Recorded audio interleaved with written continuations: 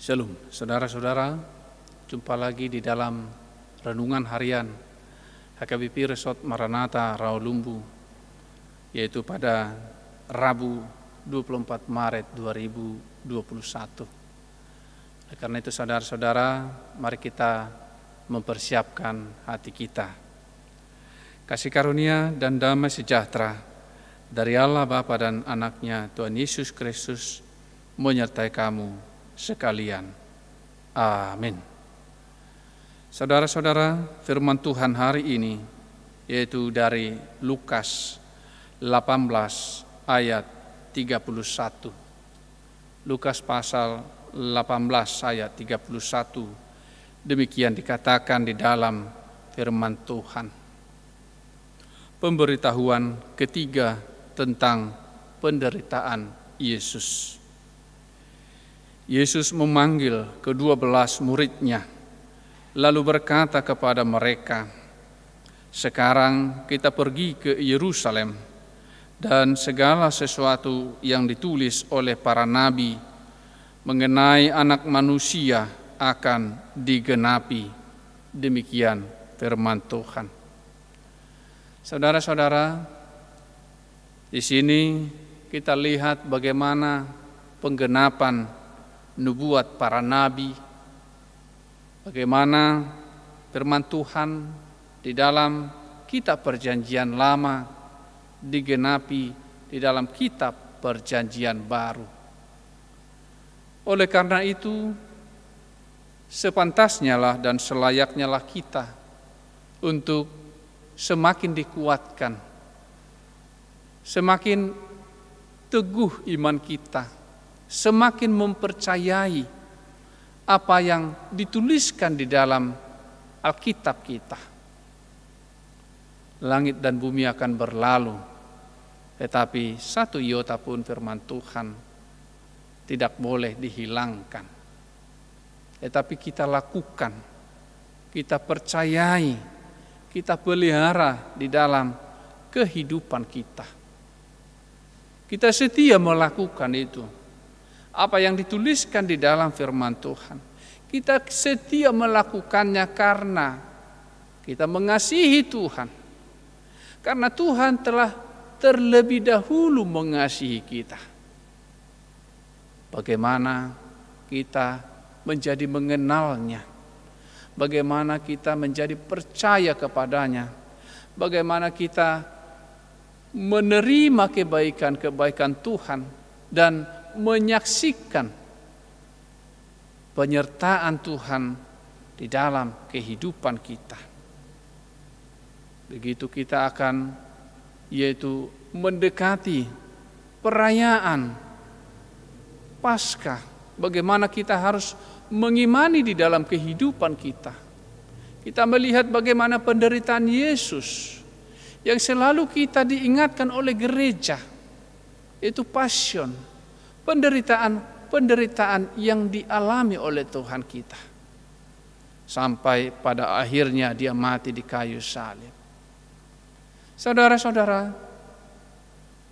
gereja menolong kita semua agar kita menghidupi firman Tuhan, agar kita kuat di dalam firman Tuhan, agar kita kuat melakukan firman Tuhan di dalam kehidupan kita ini. Menang atas segala kelicikan setan, menang atas segala godaan, menang sehingga kita menerima mahkota kehidupan. Tidak ada yang tidak dinubuatkan di dalam firman Tuhan ini. Sebelum terjadi sudah dinubuatkan oleh para nabi. Sebelum Yesus terlahir ke dunia ini sudah dinubuatkan para nabi.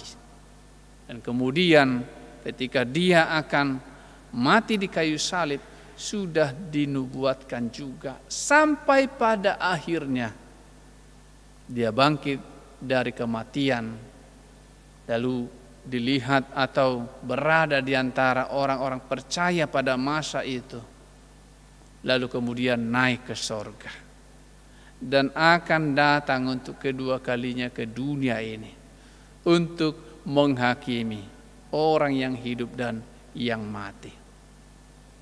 Oleh karena itu saudara-saudara, bagaimana kita dikuatkan oleh firman Tuhan pada hari ini, bahwa semuanya digenapi, yang telah dinubuatkan semuanya digenapi. Bagaimana kita menantikan kedatangan Yesus kedua kalinya ke dunia ini.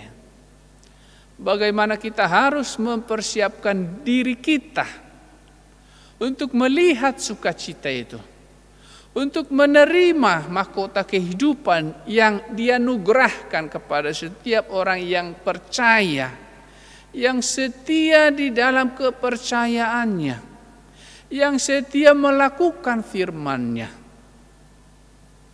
Kita lihat bagaimana Nuh memperoleh keselamatan itu. Bagaimana orang-orang sejamannya hidup di dalam dosa.